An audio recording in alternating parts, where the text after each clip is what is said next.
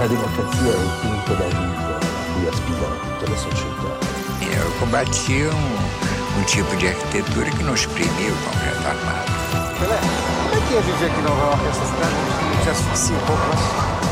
Now I'm only depressed a certain amount of time, you know. L'orgasmo è l'orgasmo di tutto il procedimento rituale teatrale. Não é que não seja bom industrializar, tem que industrializar, mas é que a vida não se resume ao crescimento econômico e industrialização. La creatività è una sintesi tra fantasia e concretezza. Às vezes eu esmorece. Isso é uma coisa que eu não consigo fazer esmorecer, porque eu tenho uma fé inabelável nesse país.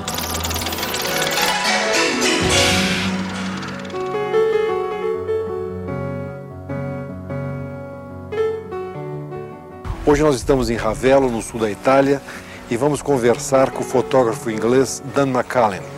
McCullin é considerado o mais importante correspondente de guerra, fotógrafo de guerra, ainda vivo. Don McCullin nasceu em Londres e cresceu num subúrbio pobre da capital inglesa. Aos 13 anos, ele ficou órfão de pai e foi obrigado a deixar a escola para ajudar no orçamento da casa. Aos 18 anos, em 53, serviu na Real Força Aérea Britânica, quando teve seu primeiro contato com a fotografia. Nos anos 60 e 70, Don McCullin registrou imagens que formam um profundo e comovente cenário das guerras e conflitos produzidos na segunda metade do século XX.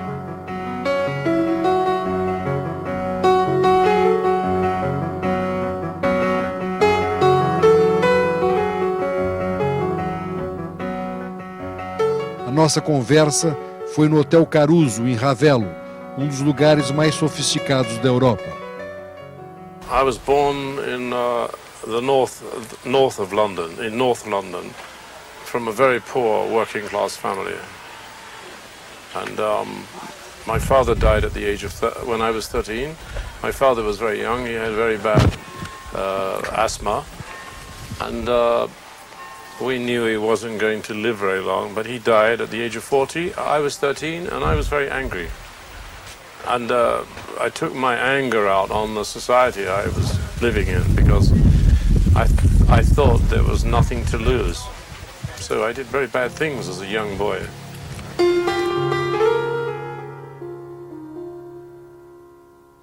The streets where I lived were very, very bad places. They were a breeding ground for crime, criminals.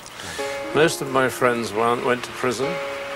I did my best not to go to prison. I was a very good runner. I always managed to escape the police. But I did go to the police station a few times, took a beating, and then I left. But I managed not to go to prison as a young boy.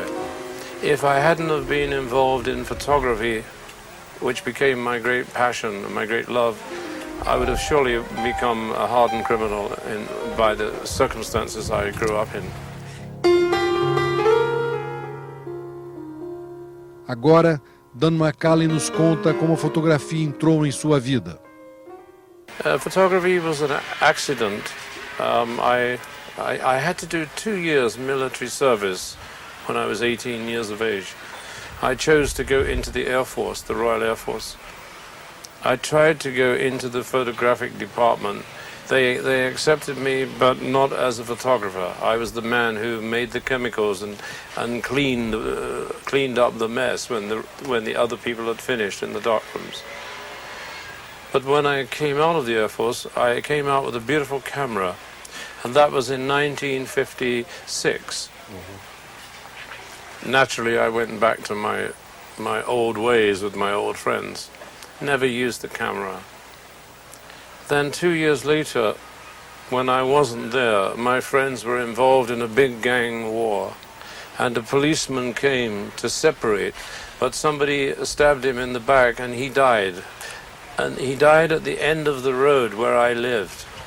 But I was not there that night. I was with my girlfriend, luckily. But I had been making some photographs of that gang. And I went to a newspaper. I had to ask their permission. And said to the newspaper, it's a very distinguished paper in England called The Observer. It's in those days, it was one of the premier papers in the world, really. So the editor said, "Did you take these photos?" And I said, "Yes." He said, "We're going to run them."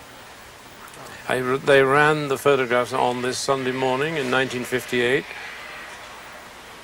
And the next morning, on Monday morning, the phone was ringing in where I worked, and I was offered every best amazing job in England. I was offered television, I was offered newspaper contracts, but I wasn't a photographer. These were just amateur, fun pictures I did of my friends. Zum guten Ende, alles Em 61, o senhor vai para a Alemanha? A few years later, I married my wife, my young wife, my first wife. We were in Paris on a late honeymoon. I saw a wonderful picture of the Berlin Wall, of an East German soldier jumping. The wall was not built then, they had just wire. The soldier was jumping the wire with his Kalashnikov and his helmet. The picture stole my imagination. It captured my imagination. I said to my wife, when we go back to England, can I go to East Germany? I must use a little of our savings. And she said, yes, go. I arrived in Berlin, and I managed to find my way. 1961. I went to the Brandenburg Gate, and the East Germans were making the wall. They were building the wall in front of me, and I was taking pictures. I had very bad equipment. My cameras were not very good, but my mind was very excited. And I stayed there for 1 week, and I went back to England with my photos, back to the Observer, and they printed the photos. I won the press award, and the Observer gave me a contract to work for the Observer newspaper. So I was on the way. I was on my way to becoming, to having photography as my life's work.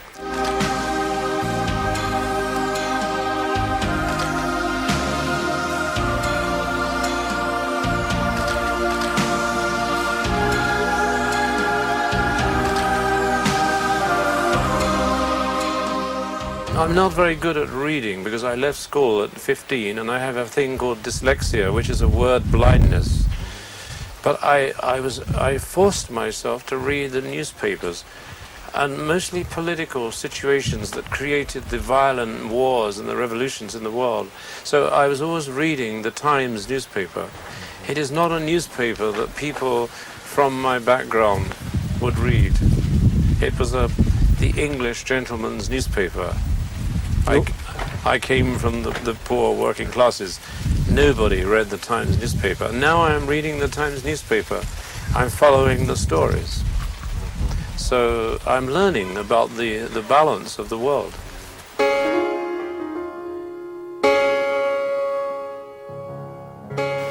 And why the war?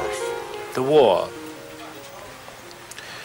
I'd been in the war in Africa in my RAF. I went to East Africa, to Kenya. Sometimes I used to fly in the old bombers that used to bomb Germany during the Second World War. I was flying just as an observer, not a photographer. And they would bomb the jungle and the mountains outside of Nairobi. And I had it was exciting for a young 18-year-old man to be, man or boy, doing this thing. And then I went, I used to go to the cinema and watch Hollywood films, which were, not the way war is. War is not the way Hollywood sees it. So I went to the Observer one day and they said, would you go to the civil war in Cyprus? By then it's 1964. My feet left the ground.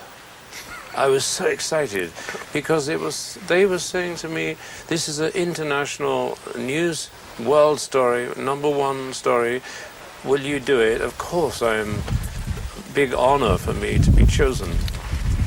But I also knew Cyprus because I finished my RAF time there. And so I went to Cyprus. I went to a little town called Limassol, and there was a big battle there, and no other newspaper people. They were somewhere else. I was alone in this town and in this big battle. And I had everything to myself, photographically. I got amazing fighting in the streets and amazing things.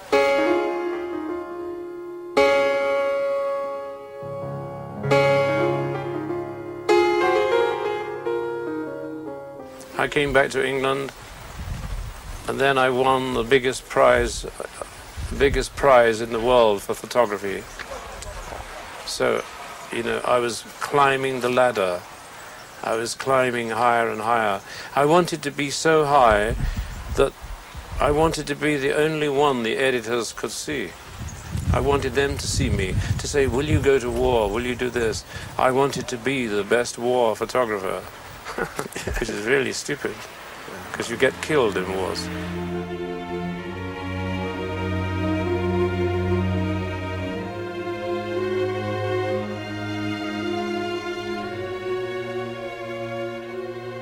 Don McCullin fala da importância da educação e da cultura para se alcançar o êxito em qualquer profissão. I had a strong imagination. I had a big chip on my shoulder. I wanted to get rid of my working class background. I wanted to be I cannot be intellectual because I don't have the education and the natural personality of the intellectual. I don't have it. But I have the opportunity to learn. I can learn. Nobody can stop anybody from learning. And education is the best thing you can have on your side. Yeah. If you don't have education, you are nothing.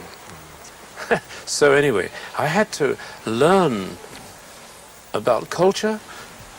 I had to learn about photojournalism. I am still a student of my photography to this day. I do not think that my photography, I do not think I am the top of, I am never going to get to the top. I am always humble in my approach to my work. So that is not important to me, to be the best. So what I'm saying is I have a big hunger for culture. And I read now, and I go to lots of museums, and I'm still hungry for this culture.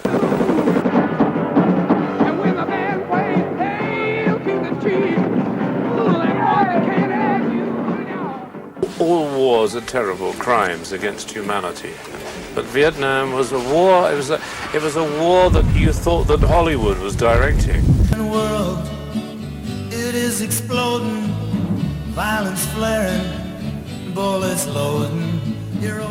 Confiantes em seu poderio militar, os Estados Unidos deram total liberdade de ação para os jornalistas que cobriram aquela guerra, a primeira guerra midiática do mundo. Os americanos perderam a guerra, uma das mais sangrentas da história. All wars are terrible crimes against humanity, but Vietnam was a war. It was a war that you thought that Hollywood was directing, because you had freedom. I had a special card which gave me a high rank in the American Army. I had the freedom. I say, I want to get on this helicopter to get to this battle. They would say, go, go, go. And, you know, you could go to any battle. Nobody would stop you. Now it's different. No? Oh, finished now. It's finished. Wars are being created by politicians and controlled by politicians, particularly with the media. The Americans now, they have you can go with the Americans, but they say you are embedded. But you know what embedded means? It means you are like a dog with a lead, because they will not let you go too far. They control you. It's control. And so is the public getting the truth? They're getting little bits of the story. They're not getting the big story.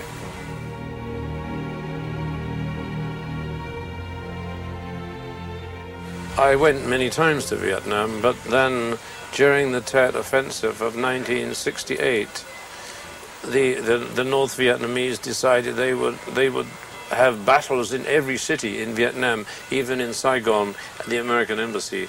I flew very late to the battle, and when I arrived in Saigon, the embassy battle was finished. I went north to Khe Sanh, and when I arrived in the press center, they said, the big battle is coming in the city of Hue, the citadel. It was a 16th century city, but not 16th century, but it was created by the Vietnamese like a Chinese Mandarin city of the 16th century. So it was medieval structure with the big walls. And the North Vietnamese captured the city and they dug in, knowing the Americans would come with heavy aerial bombardment, all kinds of artillery pouring. And so I decided to go with the 5th Marine Battalion to capture the city. And I have to say, it was the best battle I've ever been in, because there was so much fighting and so much activity, man to man, people throwing hand grenades, capturing prisoners, and it was amazing. It was an amazing battle. The Marines I were with, they took 300 casualties. I used to pick up the helmet of the wounded soldier, because when I arrived I had no helmet, no flak jacket, no nothing. I just had a uniform of the army, but no protection, no food, nothing. I had my film, my cameras, and I stayed there for 12 days. I was living like an animal under the ground. I was sleeping near bodies. I was sitting on bodies. When the shells were coming, I was running and getting into holes and realizing I'm on the body of a dead man who is covered with the earth. So I was 12 days of insanity. It was insanity. And when I came away, my eyes were like the eyes of a mad dog. I had no sleep, and I never took my clothes off for 2 weeks. But I had fantastic film, and I was alive.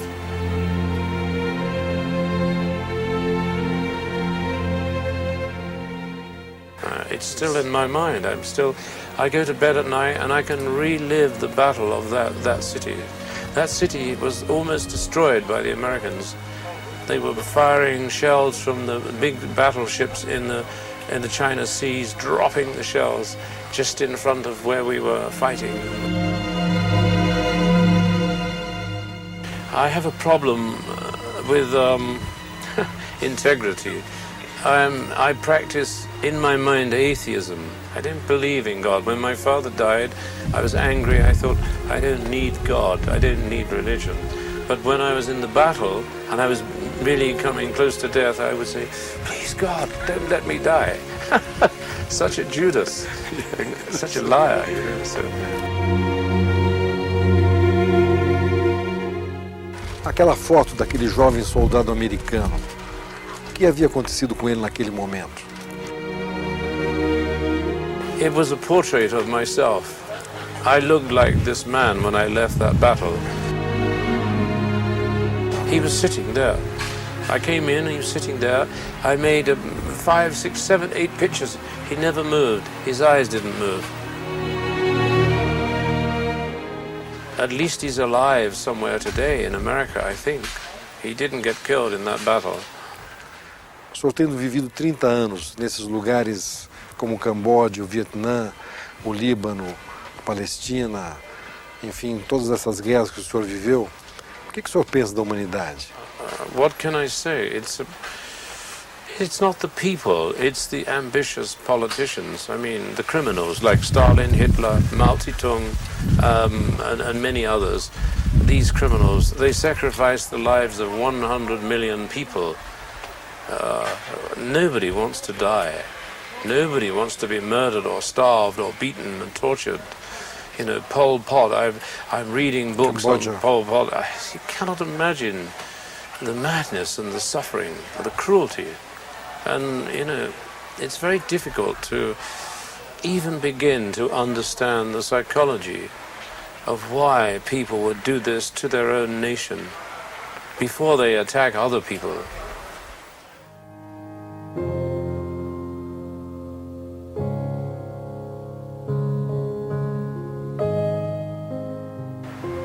A impressão que se tem olhando as suas fotos sobre Biafra, sobre aquelas crianças morrendo de fome, é que aquela guerra ainda é mais atroz do que as próprias guerras. Biafra was the turning point in my life, because when I started seeing the dying children, I lost my interest in the soldiers.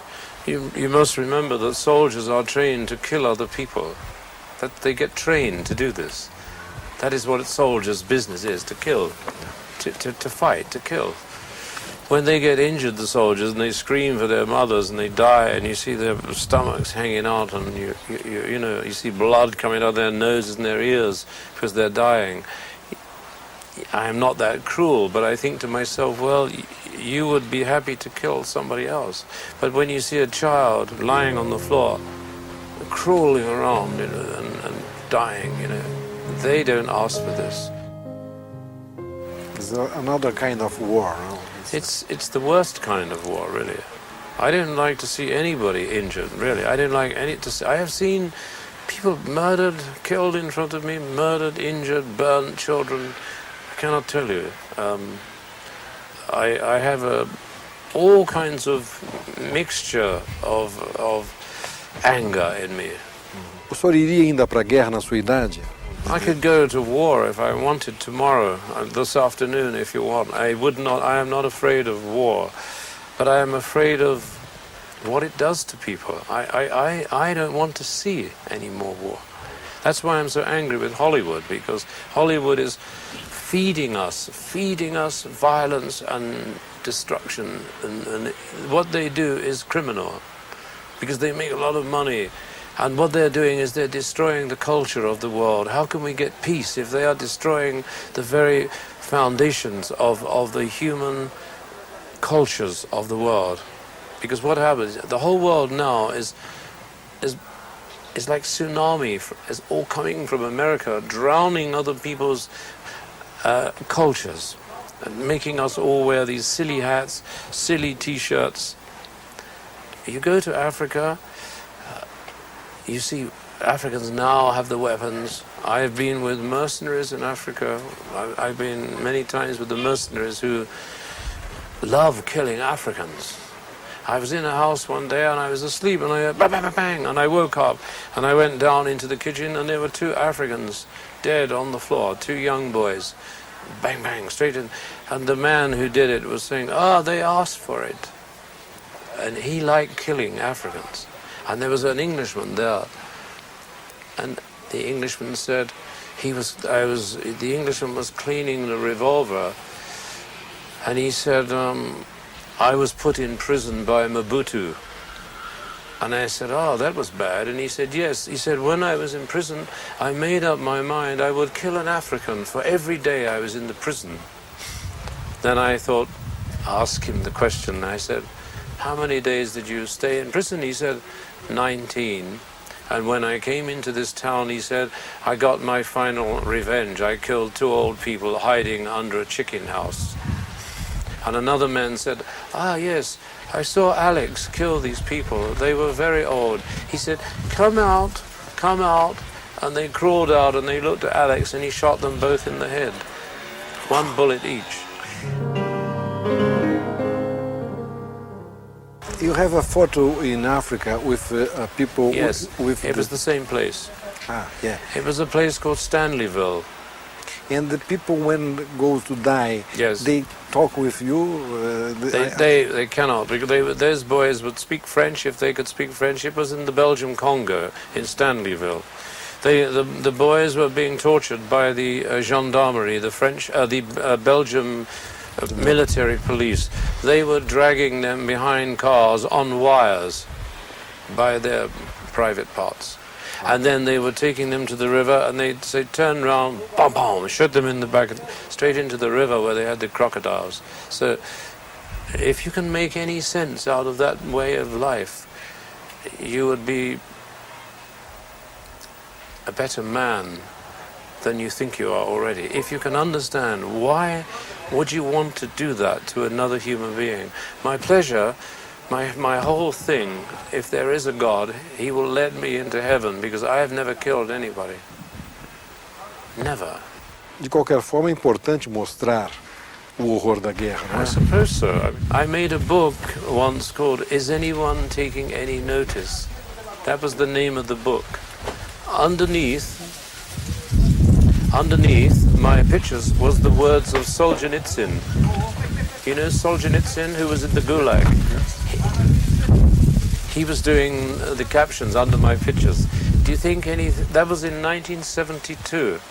We've had 15 wars since 1972. Do you think my pictures are going to stop anything? They couldn't stop a riot in a football match. My pictures have no impact on further generations. What I'm saying is, I think I've failed. Many people would disagree, but my pictures have not changed the world in any way whatsoever. As bad as they are bad, my pictures. But they haven't changed anything. People are still dying of starvation in Africa, of war and cruelty. So how has it changed?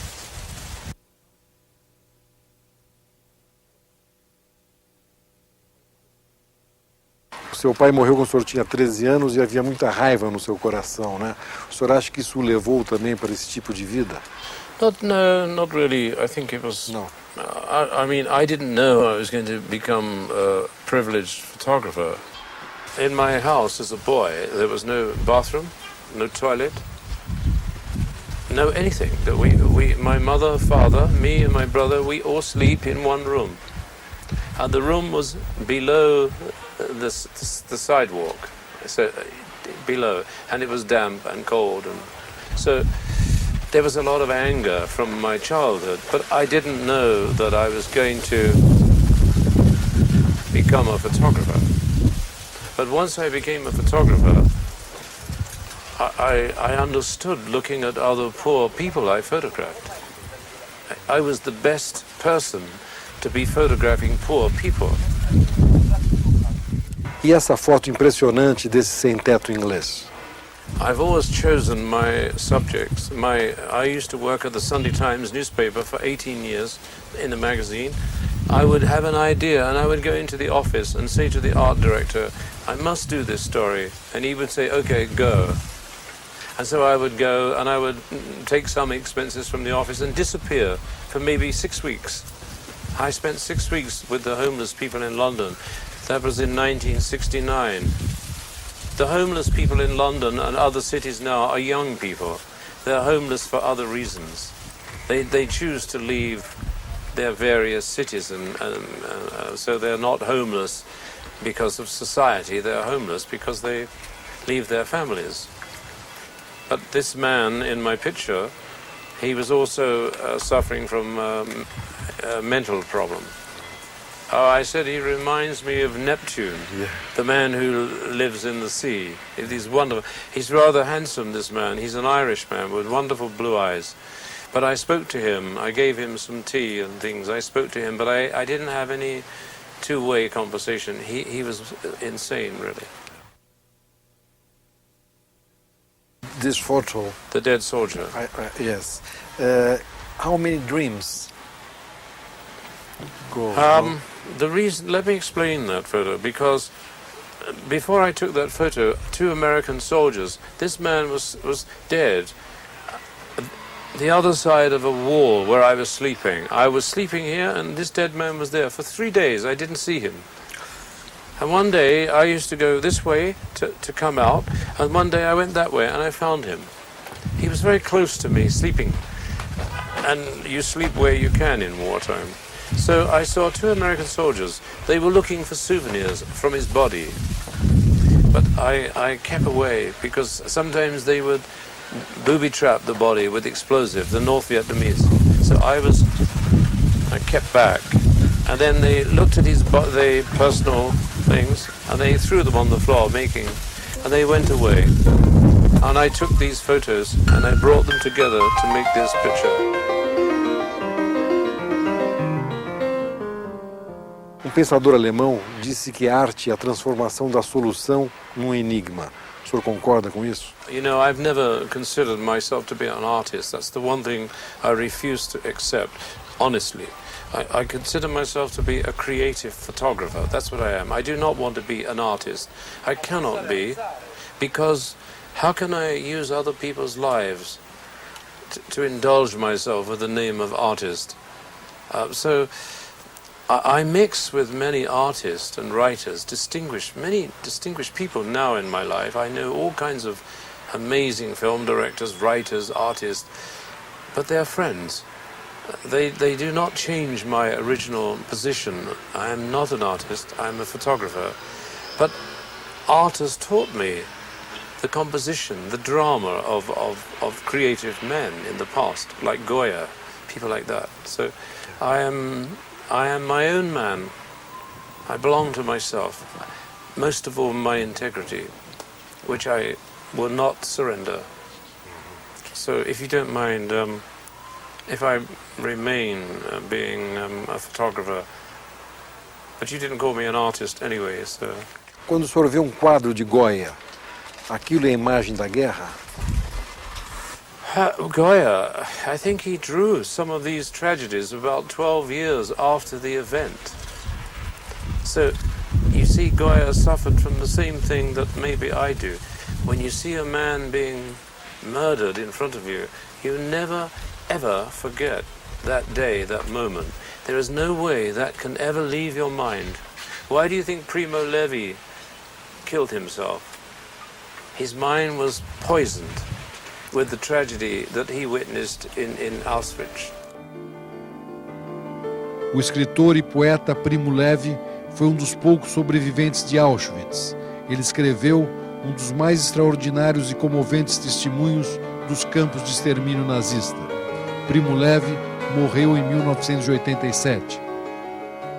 I understood Primo Levi by reading him, understanding that, I am maybe not so forgiving as him. If I would have been in the camps, I would not be so forgiving. He was a very forgiving man. He didn't say, kill all the Germans, kill all the Nazis. He didn't say that. He said the opposite. He was basically saying, we have to understand in the beginning so that we can prevent this kind of thing happening. So I read him. He's by my bed at night. I have 2 books in my bed cabinet. I read him because I've read the books many times. But the man had the clarity of voice and understanding that I wish I had. Because when I see fellow man murdering each other, I have no understanding anymore. My understanding is destroyed.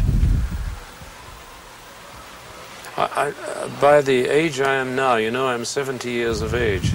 I must have learned something in all those years from the beginning, those stupid years in the beginning. I've grown away from them. And so I feel more intelligent, but more confused.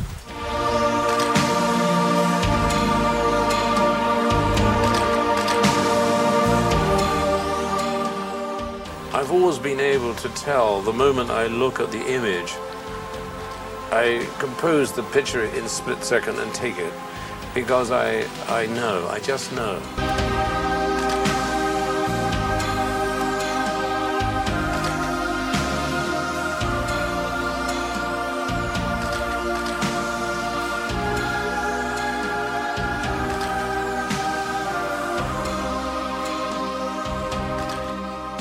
O senhor podia me falar sobre aquele clique que é a fotografia, aquele 10º de segundo em que a imagem é destacada? I've always been able to tell the moment I look at the image. I compose the picture in a split second and take it because I know, I just know. It's not an experience, it's an emotional experience from my soul. I know when I look at somebody, I have to take that photo. As in the case of this woman in Biafra, the dying woman. This woman is 24 years of age. She has no milk in the breast for the child. I'm sure they both died, those two.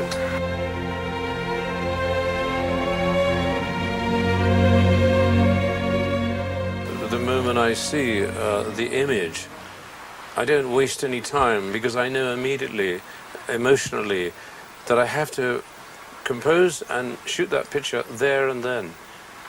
It's a natural part of me. It's not about training, it's not about this or that. It's a matter of what is there, what is, it's like shouting at you to say. So I know the moment to take the picture. I've been reasonably right for many years in my work. If you look at that book, another strange thing about my work is the way the people look at me. Their eyes are looking at me. I've never been able to understand why they've shown any interest in me when I'm photographing them. But of course it's very helpful to the picture because the eyes become the accusation of their suffering. Outra foto muito impressionante sua são esses jovens em Beirute tocando guitarra enquanto essa outra jovem está morta.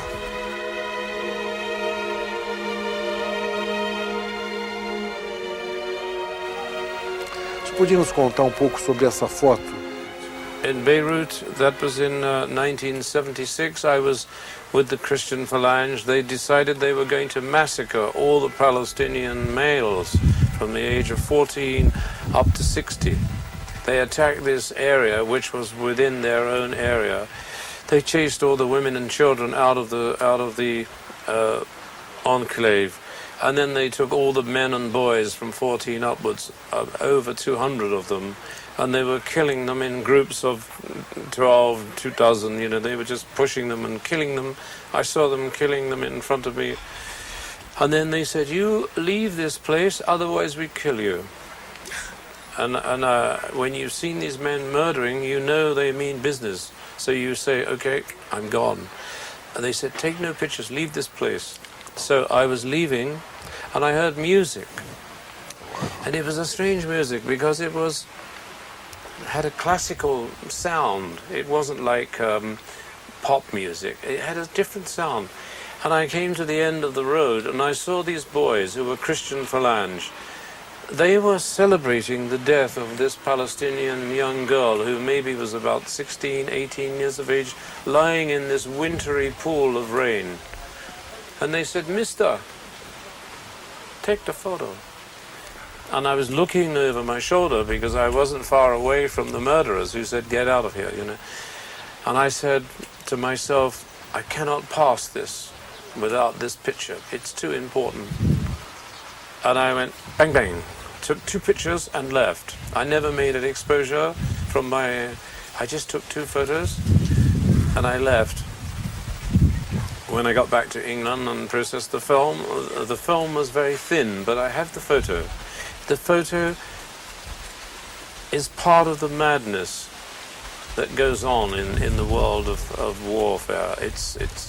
How can you understand why young boys should be celebrating the death of this young girl? They were the same age. They should be enjoying the same fruits of life and future.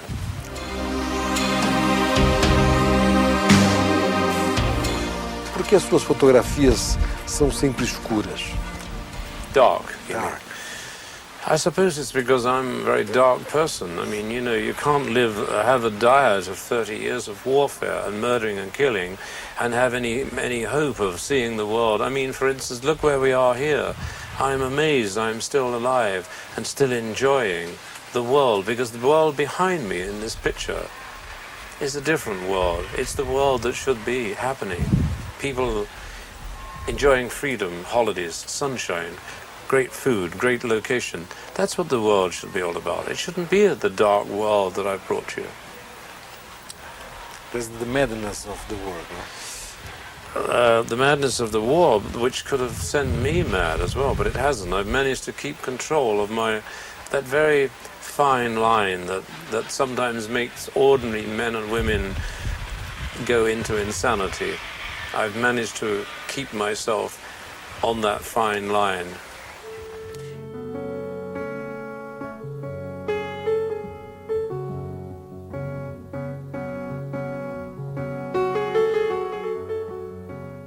Hoje, aos 70 anos, Don McCullin continua trabalhando.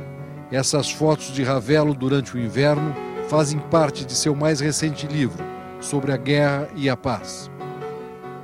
Bem, nós estamos aqui em Ravello, que é um dos lugares mais bonitos do mundo, e o senhor fotografou aqui numa época muito diferente, não é? Well, the town of Revelam is renowned for its festivals and culture. This is one of the highest cultural places on the earth. They invited me to say, look, why don't you come and photograph beautiful Revelam so that we can show the work you've done in the past as a contrast. Little did they know that we had the worst winter here. I had to shoot the pictures in February and March, but normally in the Mediterranean there is sunshine in February and March. This year was a catastrophe. It rained and rained for 3 weeks while I was here.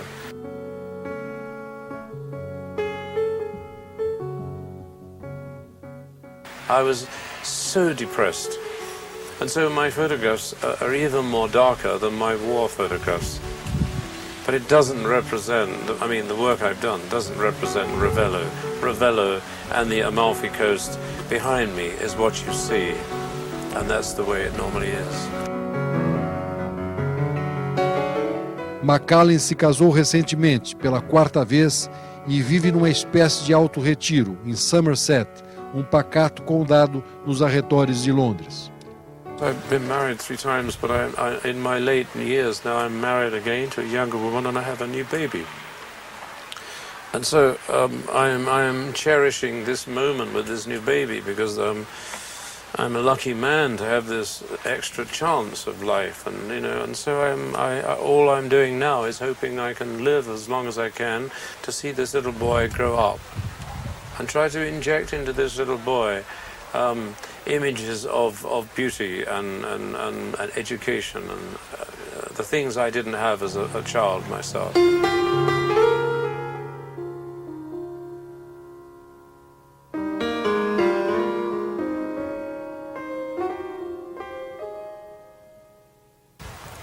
It will remain, I am a prisoner of those years. I've made quite a good name for myself in the world of photography, but the price is very high.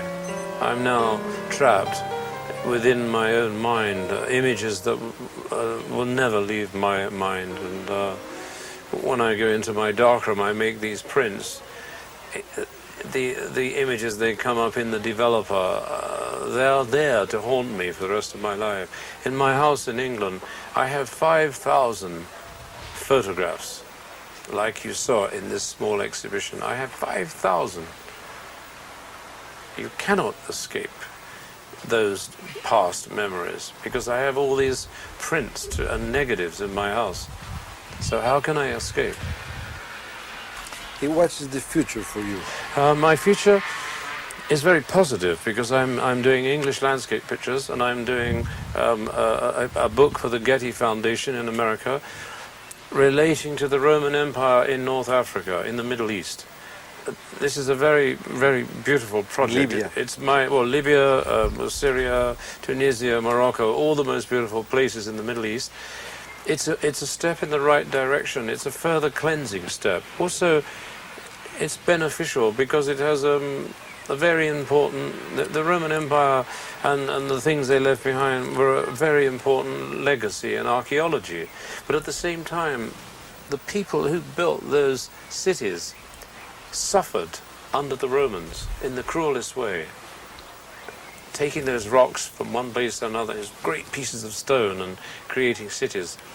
The loss of life, the starvation, the cruelty, being made to work and build these great monuments to Rome, cost hundreds of thousands of lives.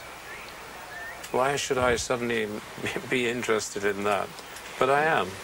Que conselho o senhor daria para jovem fotógrafo que quisesse cobrir uma guerra? Oh, you wouldn't think for a minute that I don't receive hundreds of letters from young photographers and people asking for interviews for me to talk about the war. I hate talking about it, even though I'm doing it today.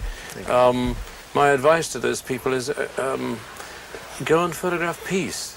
It's much more difficult to photograph peace, and it's more important to show a plus side of life instead of always showing the negative. The negative will not always be the way to cure things. in fact, it's the wrong way to be negative. The idea now is to enlighten people's prospects of peace and love and life, and so forget photographing wars. They think photographing wars, these young photographers, is the quickest way to make themselves famous. There's hundreds and hundreds of people chasing wars, and each year some of them get killed. Each year. The amount of people that have been killed since I started war, maybe 400 or 500 people. Good people, famous people. So, you know, you have no immunity to war if you go. And war is rubbish, really. I can't say I've learned much from it, really, because what can you learn from destruction? You can only learn from creating life, not destroying life.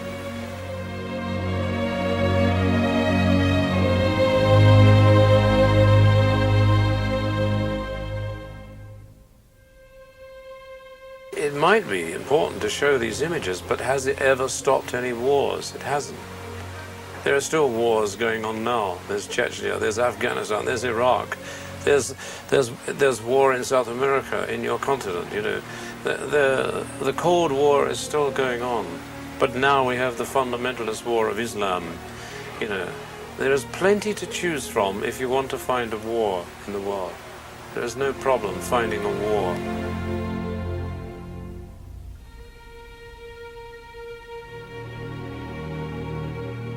Most of my friends went to prison.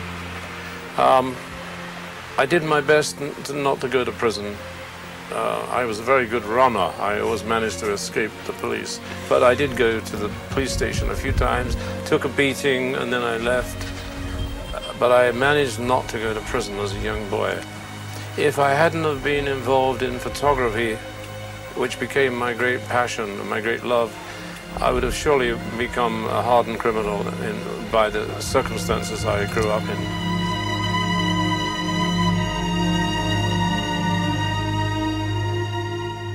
I used to pick up the helmet of the wounded soldier, because when I arrived I had no helmet, no flak jacket, no nothing. I just had a uniform of the army, but no protection, no food, nothing.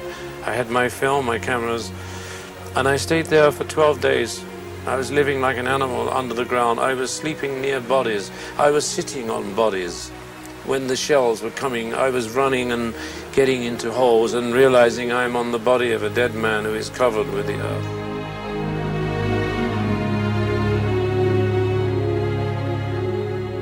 I have seen people murdered, killed in front of me, murdered, injured, burnt, children. I cannot tell you. I have all kinds of mixture of anger in me.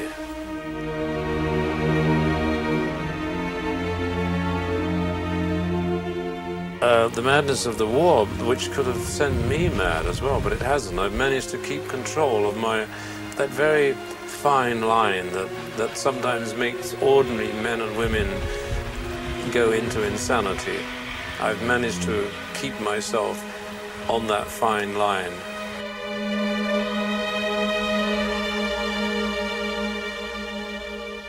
I am a prisoner of those years. I've made quite a good name for myself in the world of photography, but the price is very high. I'm now trapped within my own mind, images that will never leave my mind. And when I go into my darkroom, I make these prints. The images, they come up in the developer. They are there to haunt me for the rest of my life.